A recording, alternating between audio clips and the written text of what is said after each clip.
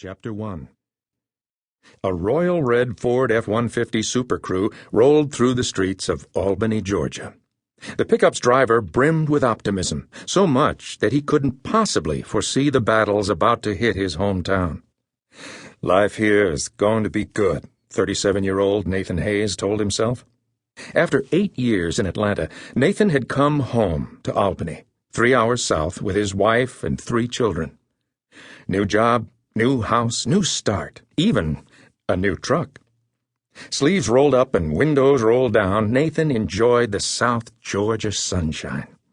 He pulled into a service station in West Albany, a remodeled version of the very one he'd stopped at 20 years earlier after getting his driver's license.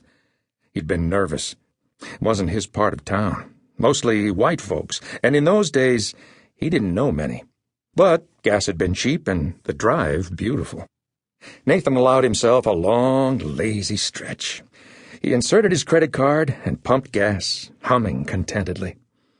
Albany was the birthplace of Ray Charles, Georgia on My Mind, and some of the best home cooking in the galaxy. 1/3 white, 2/3 black, a quarter of the population below the poverty level, Albany had survived several Flint River floods and a history of racial tension.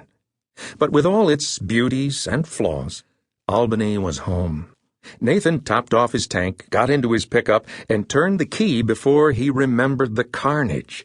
A half-dozen big, clumsy June bugs had given their all to make an impression on his windshield. He got out and plunged a squeegee into a wash bucket, only to find it bone dry. As he searched for another bucket, Nathan noticed the mix of people at the station. An overly cautious senior citizen creeping his Buick onto Newton Road, a middle-aged woman texting in the driver's seat, a guy in a do-rag leaning against a spotless silver Denali.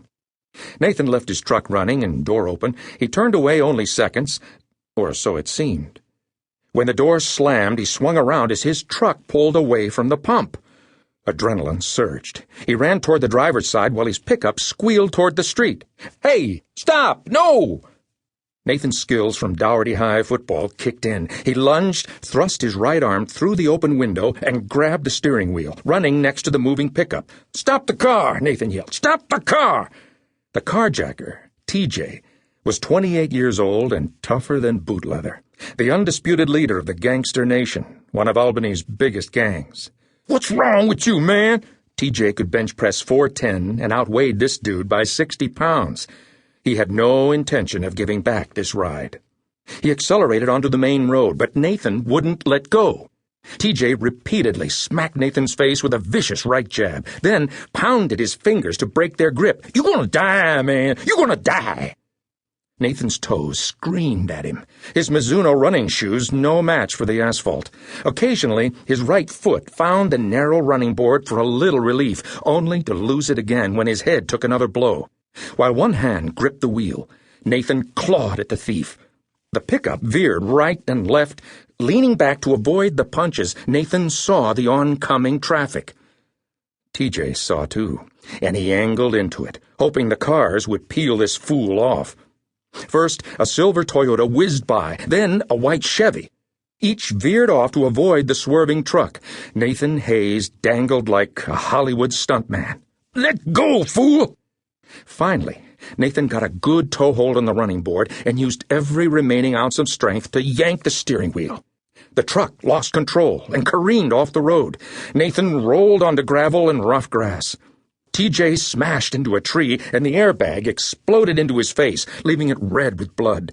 The gangbanger stumbled out of the truck, dazed and bleeding, trying to find his legs.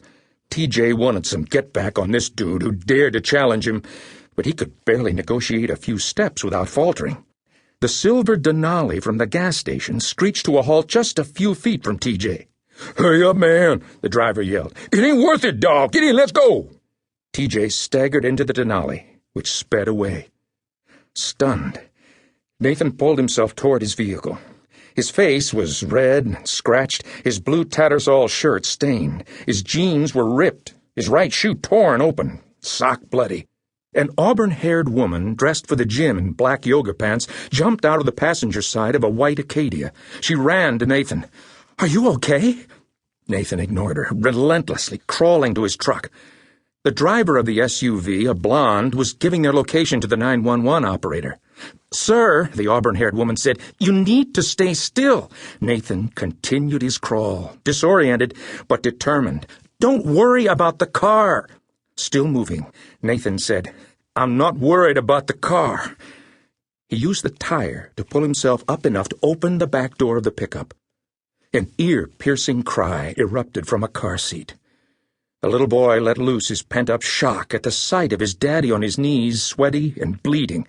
Nathan reached in to comfort him. As sirens approached, the auburn-haired woman watched Nathan with his little boy in the tiny denim overalls. This stranger wasn't blindly obsessed with a possession. He wasn't crazy. He was a hero, a father who'd risked his life to rescue his child.